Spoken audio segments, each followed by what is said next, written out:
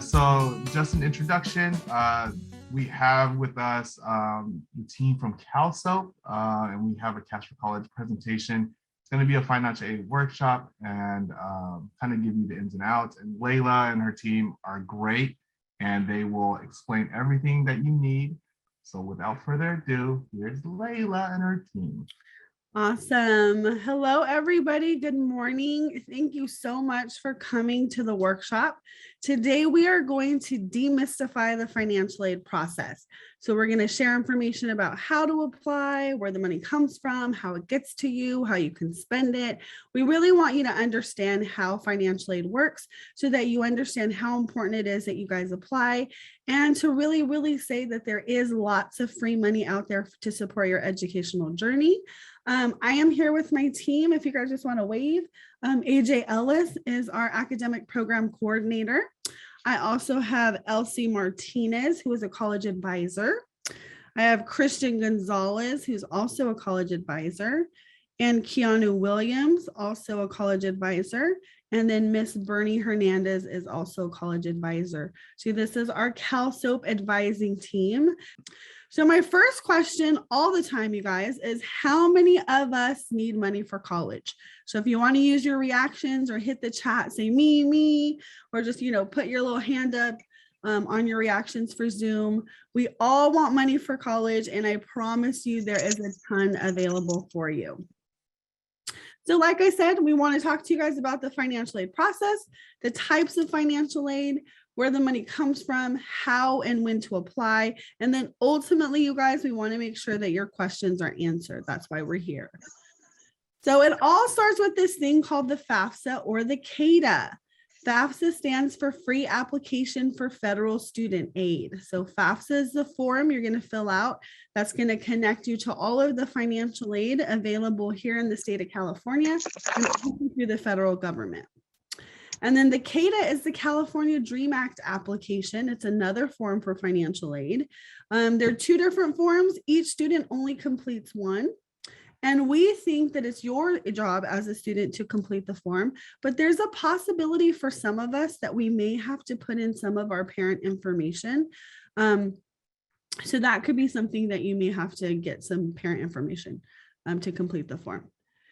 And then this is what it looks like, you guys. Right here, this is what our FAFSA looks like. So our students who complete the FAFSA are typically students who are US citizens, who are California residents, and then who are also maybe here on asylum or refugees. So typically our students who have a social security number will complete the FAFSA. And these are the websites that we'll go to. And then our students who are undocumented for whatever reason or are going through DACA, those students are going to complete the California Dream Act application. It is very much the same application as the FAFSA, but the information that we add in there and the eligibility for aid is a little different. For our students who are completing the FAFSA, they are eligible for federal and state aid, and our California Dream Act students are only eligible for state aid. But I promise you, it's enough money to be able to support you to go to college, okay? So if I don't have a social security number or I'm undocumented for whatever reason, I will be completing the CADAA or the California Dream Act. If I do have a social security number, I'm a US citizen or have an alien registration card, I'm going to go ahead and fill out the FAFSA. Okay, so we don't do two forms, we only do one. We begin applying, you guys, every year in October. So we start our application in October, and our deadline every year is March 2nd. So this is information for this year, but every year we're in college, those months never change. Those deadlines never change. We start applying in October, and we want to make sure that we submit by March 2nd. If you're applying for financial aid this year and you're planning to attend college in the fall, so in August of 2022, you are actually applying for the 22-23 academic year. That means that's the year you're going to be in college, okay? If you're planning to apply now, then that's the year you would choose. And then we must renew our FAFSA and our California Dream Acts every year. So if I plan to go to college for 2 years, I'm going to do it for 2 years. If I plan to go to college for 4 years, I'll do it for 4 years. So every year we enter in our information so that they could package the money for us. And then you guys, a few years ago, FAFSA came up with an app that we can add onto our phone, that we can complete our FAFSAs on our phone and manage our financial aid that way. So we don't want there to be any barriers for students to apply. You can apply on your phone, on your laptop, on your desktop, on your iPad or your tablet. So really FAFSA is accessible to everyone. And I can promise you our team has probably helped students do it on every kind of device you can think of. Okay, so just knowing that it's there, that it's free to apply, and that it's accessible should be no reason why students aren't applying and being eligible for some money. And then you guys, it starts with our federal student aid ID or an FSA ID. So our students who are completing a FAFSA, their first step, the first step we encourage them to do is to create an FSA ID. Really what this is, you guys, it's a username and a password that you're going to use to log into your FAFSA, but also to sign it. So you'll create a username and password to log in and then to sign your FAFSA at the end. Because it's an electronic form and we do it on the computer, we can't take a big pen and sign it. So we're going to use that username and password to be able to sign our FAFSA. Now, here's an important piece to know. Me, the student, has to have a username and password. And if I'm in a situation where I have to have my parents sign as well, then my parent will also need to have a FSA ID and a username and password as well. Okay, so we'll need to make sure we have that. The other thing I want you guys to know is when we complete our FAFSAs, we want to ensure that we are using our legal name that is associated with our Social Security card. So even if it's a name we don't use very often, or maybe we have two last names, but we only go by one last name, we want to make sure that we are using our name as it appears on our Social Security card. And then, like I said, we don't need an FSA ID. We don't need a username or password for our California Dream Acts, for our CADAAs, but we will need one for our FAFSAs, okay? It takes about 10 minutes, you guys, to complete. It's a very, very short process. It's like 6 steps. If you hover your camera from your cell phone over this QR code, you're going to get a document that literally takes you step by step on how to create an FSA ID. Okay, so it'll tell you exactly what website to go to, where you enter in your information, how they verify your information. You will need a phone number, you guys, and an email address. Okay, so part of that process is ensuring that it is you. So they will verify your phone number and your email address by simply sending you a text message with a code. You enter in that code and it verifies that it's you. Same thing with your email. They'll send you an email with a code. You enter in that code and it verifies that it's you. Okay, so what it does is it ensures that this username and password is directly associated to you and only you. Okay, so remember, only our FAFSA completers need to complete it. Our CADAA completers don't need to create an FSA ID. Okay.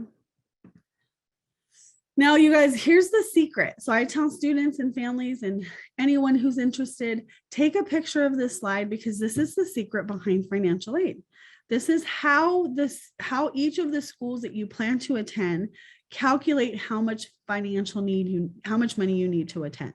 So the first thing that they're going to do is they're going to ask you questions on both the FAFSA and the CADAA that help determine your cost of attendance. Okay, how much is it going to cost for you to attend college? And then they're going to ask you financial questions. How much money do you make? How much money comes into your home on a yearly basis so that they can figure out your estimated family contribution. They need to know, can you or your family support yourself in going to college? Like, do you have extra money lying around that could help pay for college? Okay, so your estimated family contribution. So they take your cost of attendance, your COA, how much it's going to cost for you to go to school, and they subtract what they think your parents or you can help in terms of providing for your education. So your estimated family contribution, and that is how they're able to get your financial need. So they take how much it's going to cost for you to go to school. They're going to subtract how much they think you guys can afford. And then they're going to figure out how much money you're going to need in order to be able to go to college. And it's financial aid's job, you guys, to find this financial need. It is their job to be able to find that. If we get financial aid and it's only for Sacramento colleges, No, Bianca, this is a federal form. So we can take this federal money anywhere in the United States. There is some money I'm going to talk about today that's just for California. So like the Cal grant, we can only keep here in California, but a lot of the big money you can go ahead and take to other states as well. All right, you guys, when we talk about cost of attendance, this is the number that scares us as students, that scares our parents sometimes. This is this big number. Like if you were to Google cost of attendance for Sac State, it would come up to be something like $25,000 or $26,000 per year. And then students and families see that and they're like, okay, 25 times 4. Oh my God, like, how am I going to pay for that? Like, I can't even pay for 1 year and they want me to go to Sac State for 4 years. So I want you to understand that when they come up with this number, it's everything that it includes for a student to go to school for an entire year. So think of tuition and fees for an entire year, housing for an entire year, your books for an entire year, your food, what you're going to eat for the entire year, transportation, maybe it's gas, maybe it's a parking sticker for an entire year, down to your personal expenses, toothpaste and toilet paper and clothes and shoes and computers for the entire year. So when they estimate this cost of attendance, they tend to have a tendency to estimate high. Okay. And I want you to understand that we as students and families have control over some of this cost of attendance. Okay. So we don't have control over this tuition and fees, like the schools, tell us how much tuition is. And they do tell us what fees. Every college has random fees that we have to pay that are mandatory, but we do have choice over where we live. So we can choose how we're going to live. Maybe we stay home and live with our parents because we don't want to pay rent right now. Maybe we move out and we have 3 or 4 roommates to help, with the rent costs so that my rent isn't too high. Same thing with books. Maybe I rent my books. Maybe I borrow books. A lot of our professors will leave books in the library at the college and we can go and check those out and borrow those books and study and then check them back in when we're done. Food, where we choose to eat, you guys, one of the cheapest ways to eat is to learn how to cook, so that we're not eating out every day. Transportation, I can tell you a lot of our students don't take their cars to college. They ride bikes, they scooter, they skateboard. Roller skates are pretty big right now, so sometimes they roller skate. And then personal expenses, where we shop, we get to choose where we shop. Okay, so college students are shopping at places like the Dollar Tree and Walmart and Target, those kinds of, trying to keep our costs low. So I want you to know that of that big number, you guys do have a lot of control over how much money you're spending or how much money you're actually going to need. So this is kind of what I was talking about. There's direct costs and indirect costs. The direct costs are costs that, things that we can't typically change, like tuition. Okay, like campus fees, but the indirect costs are the ones that we have a little bit more control over. Okay, so I want you to understand that we as students and families going to college, we do have some control over how much money we're spending.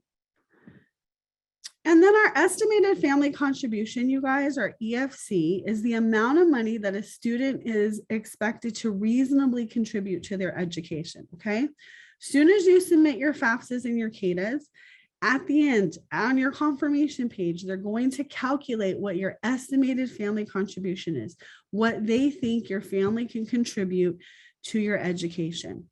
Now, this number could be 0, meaning I put in all my information. It says that my parents, myself, I do not have any money lying around to help me continue with my education. So it could be 0. It could be really anything. It could be 2,000, 3,000, 4,000, 5,000, 20, 60, 70,000. It's all based on my financial situation, all based on the questions that I answered in my FAFSA. Okay. If I do get an EFC number, you guys, let's say I do my FAFSA and my EFC comes out to be $3,000. That isn't a bill that we owe anybody. Like we don't, have to say, okay, when do I pay this $3,000? Who do I pay it for? It's just letting you know that of the whole cost of attendance of the $25,000, there's $3,000 that financial aid isn't going to worry about because they think that you can go ahead and contribute that throughout the year. Okay, so maybe you spend a little, you buy groceries instead of them giving you money for groceries, or maybe you pay for some of your gas instead of them giving you gas money. Does that make sense? So it's not a bill that we owe anybody. It's just basically telling you we think that throughout the year, you can support yourself a little bit. Okay. And the best thing, you guys, is as soon as you submit your FAFSA or your CADAA on your confirmation page, so like as soon as you hit submit, on the confirmation page, they'll give you an estimate. They'll say your estimated EFC is, and they'll give you a number. So what's super cool is if you know that number, then you can do that mathematical equation and you can get an idea of how much money you might get from financial aid. Okay, so let me show you some examples that I think will help you understand. So here's our magic equation: cost of attendance minus estimated family contribution equals financial need. Okay, so this top number up here is how much they estimate it's going to cost to go to schools like Sac City. They're estimating $16,000 a year. Sac State, they're estimating $26,000 a year. UC Davis, $37,000 a year. And look, if I wanted to go to a private school like UOP in Stockton, $68,000 a year. And this is just per year. Like imagine if I was going for 4 years, okay? So I did my FAFSA. My estimated family contribution came out to $3,000. So if I decide I want to go to Sac City, my financial need, how much financial aid has to find me, is $13,000. Because they take that 16, they subtract what they think I can contribute, and then their job is to find me what I need. Okay, so if I go to Sac City, financial aid has to find me $13,000. That's their job. Okay, what if I go to Sac State? They have to find me $23,000. What if I go to UC Davis? They have to find me $34,000. What if I go to the private school? They have to find me $65,000. So I want you to know that the first step is to submit your FAFSA or your CADAA so that they can do this mathematical equation for you, so that they know how much money you need, so that they can go ahead and provide that with you, okay? Every college you guys get into, okay, so you apply to the college, you get into it, every college is going to show you the money. They're going to outline for you a financial aid package that shows you everything that you're eligible for. And then it's ultimately your choice to decide what money you take and what money you don't take, okay? But I promise you, whatever your financial need number comes out to be, it is their job to find it, okay? Questions about how they figure out how much you need. Questions about COA, about EFC. So just think that they're doing this mathematical equation for every single student, no matter how old you are, no matter what your situation, every single student who does a FAFSA, every single student who does a CADAA. They're doing this mathematical equation to figure out how much you need, okay? Now, here's the question I always get. Okay, that's great, Miss Layla, but then where does all this money come from? So if I need 13,000 and Mr. AJ needs 23 and Mr. Timmy needs 34 and Miss Princess needs 65, like that's a lot of money. And that's just a few of us. Like, where are they getting all of this money? So let me tell you. So there are 3 types of financial aid, okay? All of this money I'm about to talk about is all connected to your FAFSA or your CADAA. You are eligible for this money just for filling out this form, okay? The form is an electronic form, takes about 25 to 30 minutes to complete. Today, I'm gonna tell you of some cool places you can go to get some free help completing it as well. So I want you to think of FAFSA being in this warehouse, okay? So there's these 3 big pots of money. There's free money, like this grant pot. There's borrowed money like student loans, because that is part of financial aid. And then there's earned money like work study. What they do is they go into each of those pots and they give you some of each and they package it real pretty and then they show it to you. And the beauty of financial aid, you guys, is we as students get to choose what money we take and what money we don't take. Okay, so it's an offer. They're saying, hey, Layla, this, if you come to Sac City, this is how much we're going to offer you. Do you want it all? Do you want to say no to some of it? Do you want to say yes to everything? So it's an offer, okay? So let me tell you what's in those pots. So remember, grants are the free money. That can come from the federal government, the state of California. It could come from our institutions like our colleges. Our colleges have grants. Work study is a federal program that allows students to work tax-free. So many of us who have jobs right now, When we get our paycheck, they take a bunch of taxes out of our paycheck. Work study allows you as a student to work tax-free, meaning if you get paid $15 an hour, then entire $15 is offered to you.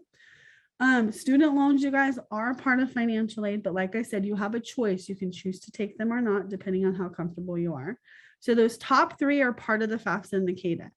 The second two, scholarships and special programs, that happens outside of the FAFSA or the CADAA. And we'll talk about those too, okay? Like I said, with my first grant that I like to talk about that I love is called the Cal Grant. Okay, this is a California grant offered to our students who are attending college here in California. Okay, it's based on two things. It's based on your financial need, and it's also based on your GPA. Okay, so they're going to look at two different things. Here in California, we have three different grants. We have Cal Grant A, we have Cal Grant B, and Cal Grant C. What's important to note is not one student can get more than one Cal Grant. So they're only going to award you one, and they're going to award you the one that best fits your situation and gives you the most money. So I may get Cal Grant A where Mr. Timmy gets Cal Grant B. Okay, so they're going to look at my situation and offer the money that makes most sense to me. Okay, so Cal Grant A, you guys, is for a student who's headed to a four-year university. Okay, pays for your tuition for 4 years at any CSU or any UC. Okay, CSU is like Sac State, Fresno, Chico, those kinds. So those are 23 in California, or any UC like UC Davis, UC Berkeley, UCLA. Okay, but I do have to have a 3.0 and my income has to be middle income. Okay, and I'll show you some numbers to show you what that looks like.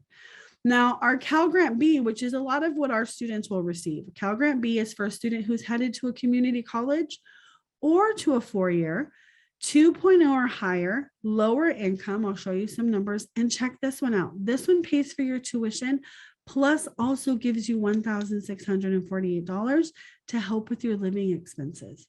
So a lot of times our students who are headed to community college will see that money go into their pocket. Okay, and that as soon as it's in your pocket, you can use it for food, gas, clothing, whatever it is you need. Okay, and then our Cal Grant C is for our students who are going to community college to do a technical program. So maybe you don't want to go for 2 years and transfer. You want to go and learn how to do a skill and then get out into the workforce. So mechanics, cosmetologists, nurses. There's just a ton of programs at our community colleges that are vocational or technical. You can earn your certificate. Now, look, there's no set GPA, but they will pay a little over $1,000 toward my program. And though we could use that money for any materials that we need. So if you need scrubs or tools or anything that is related to that vocational or technical program, that money can be used to ensure that you have everything that you need to complete it. Okay, I am eligible for any of this money just by simply completing the FAFSA or the CADAA. Okay, and then these are kind of the income ceilings we were looking at, you guys. So if I am a family of 2 and I have a 2.0 or higher, in order to get a Cal Grant A, I can only make up to about $49,000. Okay. A family of 4, in order to get a Cal Grant B, can only make up to $61,000. Okay, so this kind of gives you a guide of how much your income can be in order to be eligible for our Cal Grants. But like I said, remember, they're always going to give you the best one that fits your situation. How long does the Cal Grant last for? The Cal Grant lasts for 4 years. So okay, and do you have to take that consecutively or? No, great question. So you get the Cal Grant for 4 years, and I'm going to tell you about a website where you can help manage your Cal Grant. So let's say you wanted to take it the first year, but then put it on hold for another year. You can put it on hold and then access it another year. So you have 4 years total, and you can choose to take it 4 years in a row, or you can choose to put it on hold and, like save it and then unsave it, save it and then unsave it. Okay. So it's there for you. And then you guys, a few years back, California came back to the table and they said, you know what, we're noticing some of our students and families who are making, a little bit more money are still having a hard time paying for tuition. So they came up with this thing called a middle class scholarship. The middle class scholarship is like a coupon, is the way I describe it. So your Cal Grants are going to pay your entire tuition. Okay, no matter, based on your income, they're going to pay your entire tuition. The middle class scholarship pays anywhere between 10% and 40% off. So it's not going to pay it all, but it will give me a discount. Okay, so for example, CSU is $2,200 off. So they'll pay $2,200 out of the 5,472. So it's not quite 50% off, but it is going to give me a discount. What I love about California, you guys, is that it is supporting students and families who make zero money all the way up to 191,000. Okay. So here in California, if you are a student or a family who is making 0 to 191,000, California is going to give you something. They're either going to pay your entire tuition and then some, or they're going to give you a 40% off coupon. Okay, which is pretty cool. So when somebody asks, do I have to keep it here in Sacramento? No, you don't. You can take it anywhere in California. You just can't take the money outside of California. Okay. Now, you guys, Timmy had asked about the Cal Grant and do I get it for 4 years and can I stop and can I take it? Yeah, you can. This is called our Web Grants account. This is the website that you'll go to. You create an account after you have submitted your FAFSA. This is where I can check to see, did I get a Cal Grant? Number one, which one, and what school it's going to. So if I filled out my FAFSA and I listed more than one school, it may show that my money is going to Sac City. And let's say, okay, nope, I decided I'm not going to Sac City, I'm going to American River. We can go into this website and change it. And we can say, you know what, don't send my money to Sac City, send it to American River. I can also go in here and say, yes, I want to take my money the first year and the second year, but I want to put the other 2 years on hold because I don't want to run out of money. Okay, because I only get it for 4 years. So this is your Cal Grant management system. Takes about 10 or 15 minutes to create your account, you guys. It is another username and password, but I promise you it's a great way to, number one, see if you got a Cal Grant, and number two, ensure that your money is going to the right spot. Okay, so that's one pot. That's from California. That's the money from California. So I want you to think of California as a tuition assistance. So I say Cal Grant is a tuition assistance program. Their whole purpose is to try to pay your tuition at whatever college you go to, okay? Now, our federal money, our Pell Grant, is our largest federal grant. Right now, it's $6,495. I can tell you guys, our federal government increases this amount almost $100 every year. This last year, they increased it by $200. So that tells you that the state of California and the federal government are still invested in making sure that there's money for you guys to go to school. And what I love about the Pell Grant is for two reasons. Number one, I can take it anywhere in the United States, so it doesn't have to stay here in California. And number two, I can get the entire pie or a piece of the pie. So depending on my financial need, how much money I need, I can be awarded the entire $6,495, or I could be awarded a piece of it. Maybe Mr. AJ gets the whole thing, but I only get $3,000. Okay, so they're going to award you the money that you need to go to school, whether it's the entire thing or a piece of it. The other federal grant, you guys, that's linked to our FAFSA is our FSEOG grant. It's a Federal Supplementary Education Opportunity Grant. This $4,000 is offered to our lowest income students on a first come, first served basis. So you want to get your FAFSA in as soon as possible because number one, it's going to be processed first and you'll be able to see your money faster, and then the money will get into your pocket faster. Okay. Now, if I wait until March 2nd, does that mean that I'm not going to get any money? No, not at all. They'll still process everything, but we do want to make sure that you are offered as much money as you can. Okay. And then you guys, once they go into their grants pot of money, they are going to ask you on your FAFSA and your CADAA, are you interested in work study? Okay. We want you to say, yes, I'm interested. Doesn't mean you have to take it. It just means that you're interested. Work study is offered to our students anywhere between $2,000 and $5,000. So I tell students, I want you to think of work study as your pocket money because you're going to work and get paid, get a paycheck, then work and get a paycheck. Where like our Cal Grant and our Pell Grant, those are big chunks of money that they just give to you. Does that make sense? So a lot of our money is going to go to the financial aid office. They're going to pay the school what you owe, and then whatever's left over, they're going to give to you in a big chunk. Where work study, you're going to find a job, you're going to interview for the job, you're going to tell them that you're a work study student to ensure that there's no taxes taken out of your check. And then that money is going to be paid out to you on a regular, like, every 2 weeks, every month kind of situation. So I tell students, think of this $2,000 to $5,000 as money in your pocket. So this could be gas, it could be food, it could be pizza, it could be Starbucks, it could be just anything else that you would pay.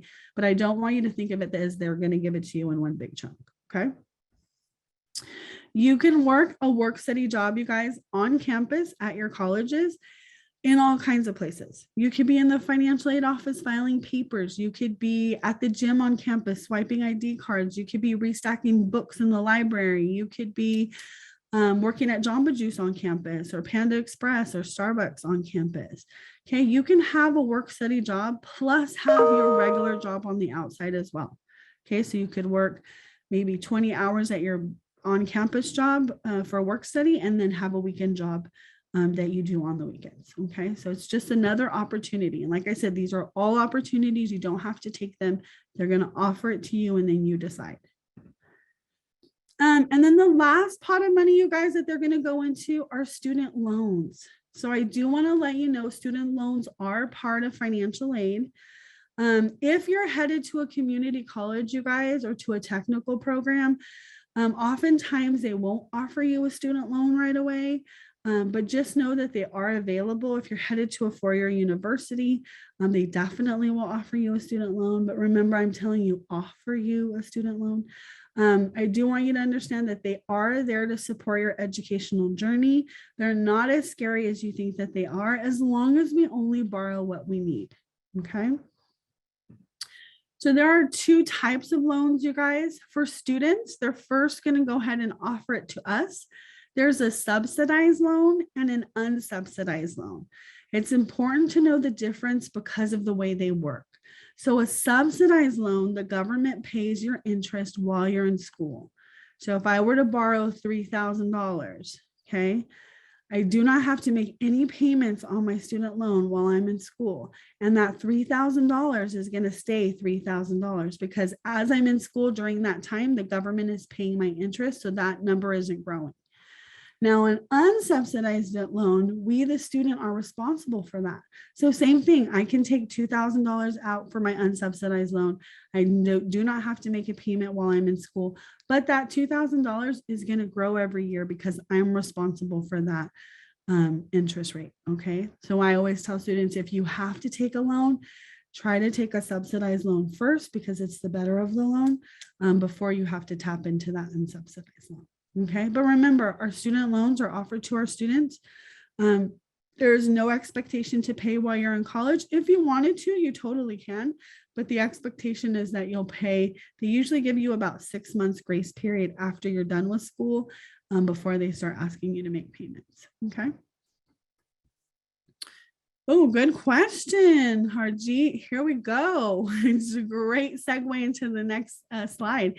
So these are our interest rates currently, you guys. For our subsidized loan, it's about a 3.75%, and our unsubsidized loan is a 5%.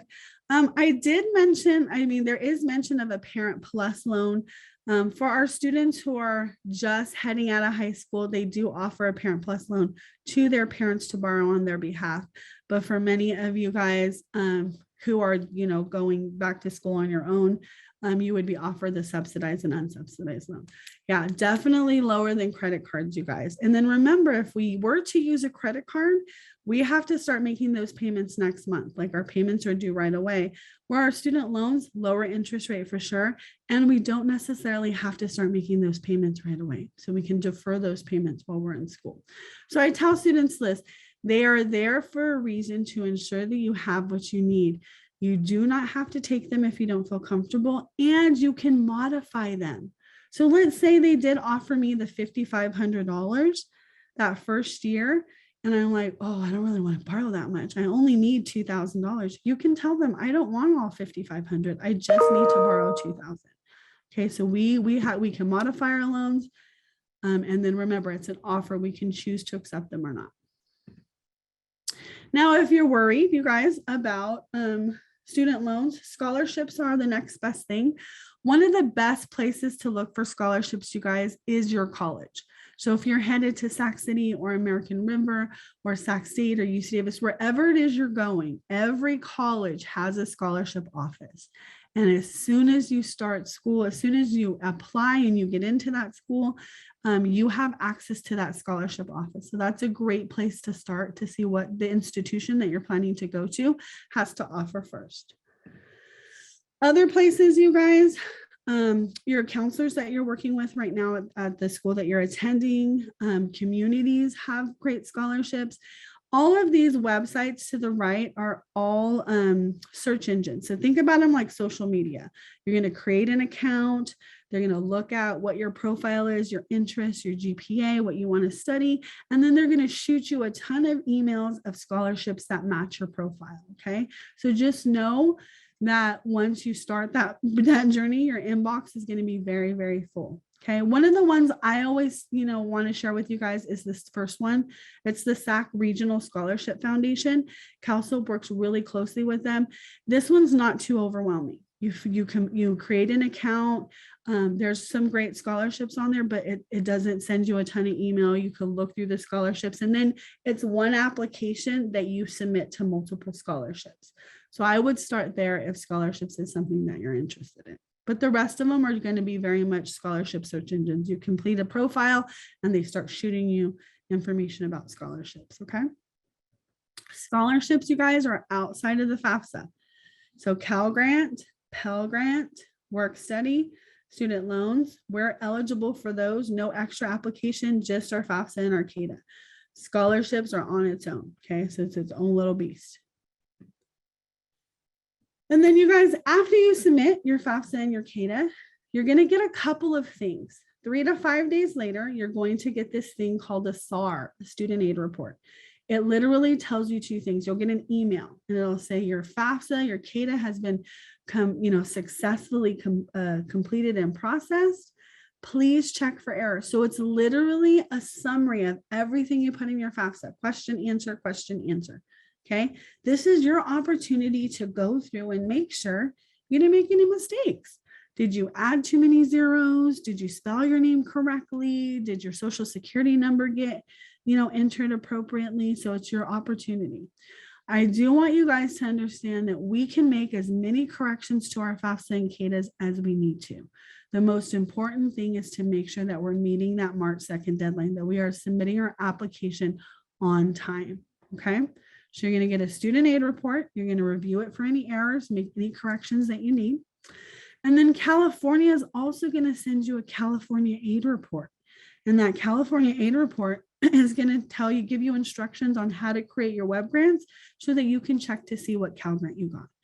Okay, so you're going to get 2 things that tell you that your money is being processed. Your SAR, that gives you a summary of everything that you entered into your FAFSA that allows you to make corrections. And then you're also going to get your CAR, your California aid report, that gives you instructions on how to claim your Cal grant. Okay, so typically once you get a Cal grant email, you can say, yep, I got the Cal grant. I just got to log in and see which one. Okay. And then you guys, usually they're trying to transition into this phase where a couple 2 to 3 weeks after you get an admissions decision. So 2 to 3 weeks after you submit your application and they tell you, yes, you can come, they're wanting to show you your financial aid offer much more sooner. But typically right now we get it in the spring. So if I were to apply to college today, I would be able to see my money sometime in March or April. Okay. And the way I see my money, you guys, is every college we apply to, community college, CSU, UC, technical program, has some sort of student portal that we as students have to create and monitor. So for our local community colleges, you guys, it's called your e-services account. So your e-services account, that's where you register for classes, where you get to see your grades, your accounts, how much money you owe, your financial aid will be posted there for sure. Your admissions decisions will be posted there. So every college institution that we apply to, there's going to be some sort of student portal that we have to create and that we have to monitor. It's important to know that, you guys, because that's where they're going to post your package. Okay, that's where they're going to post how much money you're going to get. And like I said, if I applied for FAFSA in October and November, I will be able to see some money sometime in December. And I can tell you, we've already been working with students where we're able to show them some money. They're able to see, yes, I got a Cal Grant. Yes, I got a Pell Grant. And all they have to do is wait for school to start in order for them to get the money. Okay. So this is what a package looks like, you guys. Okay, so this was for a student who's going to a four-year school, but this is just a very, very similar package. So any school that you get into, like I said, community college, CSU, UC technical program, they're going to map it out for you just like this. They're going to tell you everything they offered you. And mainly for this slide, you guys, I want you to see that my need was 23,000, and look, they found me 23,000.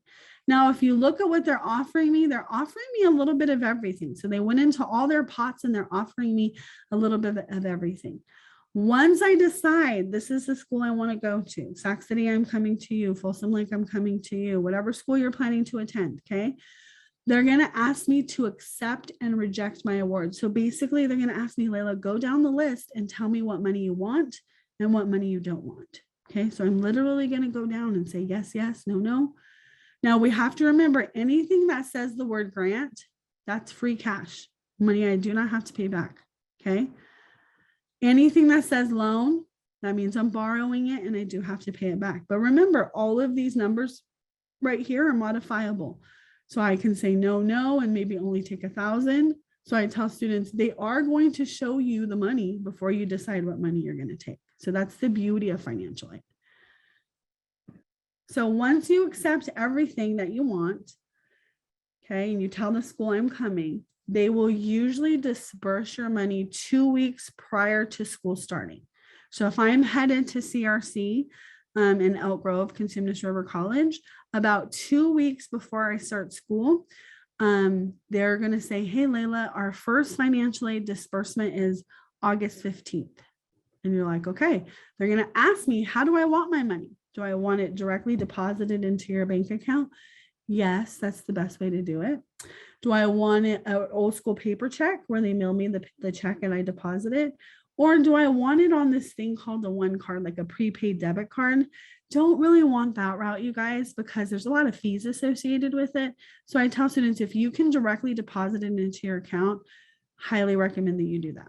Okay, then it'll say our disbursement is on August 15th. You'll check your bank account at August 15th, and whatever they told you they were going to deposit will magically appear there.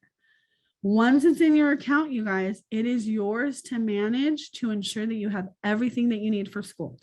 If you need a laptop, get a laptop. If you need to put gas in your car, put gas in your car. If you need to buy food for that day, buy food for that day. If you need to use that money to pay for rent so that you have a place to live during that semester, you can pay for rent. What they do is they try to help you budget. So if whatever money you have left over, they divide it in half. So a lot of our students, you guys, who are headed to community college and tech programs, they're getting close to $8,000. Okay, if they're getting full max financial aid, they're getting close to $8,000. So that means they'll get $4,000 first semester and $4,000 second semester. So whatever you're awarded, they try to help you budget. Because if we gave you $8,000 up front, some of us, not all of us, would just spend it all up and then we wouldn't have any money for the next semester. Okay. So we tell students first, make sure you're prepped for school. Make sure you have your books, make sure you have binders, papers, USBs, computers, whatever it is that you need before you start spending it on other stuff. Okay. And then you guys, one of the things I do want to highlight is there's big rumors that there's free tuition in any community college here in California for 2 years. 100% true, but there are some stipulations, okay? So in order for us to get 100% tuition paid for at any 118 community colleges in California, you have to do a couple of things. Number one, you have to submit your FAFSA or your CADAA by March 2nd. No matter how much money you make, no matter your financial situation, your family situation, have to complete that by March 2nd. So if you're sitting here and you're thinking, I was thinking about going to school in the fall. You know, I might want to go, check out a tech program or a certificate program, or maybe get an AA degree at one of our community colleges. And if it's free and I can get some money, maybe I'll do it. Remember, we're only at February 17th. So you have plenty of time right now to complete your FAFSA by March 2nd. I'm going to tell you some places to get some free help so you can keep that option open. The second thing we need to do is make sure that we're taking 12 units. Okay, so in college, it's no longer credits, it's units, and each class is anywhere between 3 and 4 units. So 12 units is like 3 or 4 classes. Okay. Also like to tell students in college, you get to choose what days and times you want to go to school. So those 3 or 4 classes you can take in any way you'd like to take them. Early in the morning, late in the afternoon, in the evening time, on Saturday, you can take them online. I went to a community college, you guys, before I transferred. I had a daughter when I was going to school. So a lot of my classes I took after 4 o'clock. So I took a lot of night classes because it just worked with my schedule. So just know you have a lot of flexibility. And you have to be first time enrolled in college. Okay. So if this is the first time you're enrolling in college, then and you do the 12 units and you complete your FAFSA by March 2nd, then it is 100% free for you to attend college. But you have to do that every year. Every year we do a FAFSA, okay? So that every year they can ensure that they're offering you money. And then for our CSUs, you guys, if you go to community college and then transfer, or you're thinking of applying straight away, they do have an EOP grant that they can offer you up to $2,000. And then our state university grant that helps pay for tuition. Same thing with our UCs, you guys, whether you're transferring there or going straight away. If your family makes under $80,000 a year, you qualify for the UC Blue and Gold opportunity that pays for all of your tuition at the UC. And then our FAFSAs and our CADAAs, you guys, are divided into 7 sections. Promise you it's not a lot. They're going to ask about you, the student. They're going to ask you to choose the schools that you are planning to attend. So remember, your schools are the ones that package you. They're going to ask you some dependency questions. Well, that will help determine, do you have to enter in parent information? Do you not? For example, when I went to community college, I had a dependent of my own. I had a child, so I didn't have to enter in any of my parent information because I was my own family. Depending on your situation, they'll either have you parent information or not. Then they'll ask you about your financial situation. You know, did you work? How much money did you make? Pretty easy opportunity. Then you sign and submit. And like I said, if you have everything that you need, you're able to submit this form in about 25 to 35 minutes. Now, one of the things that I do want to share is that right now, especially with the pandemic, that there could be some special circumstances. Everybody's situation is different. And remember, if we are applying this year, okay, so if we're thinking about it going to school in August of 2022, we are using taxes from 2020. So we're using 2-year-old taxes. And for many of us, our 2020 taxes look really good. And then the pandemic hit and our income changed. So if you're in a situation where that is the case, there's an opportunity for you to file a special circumstance that allows your school to repackage you based on your current income that you have right now. Okay. So just know that there's lots of ways, and we can walk you through that process if you have any questions.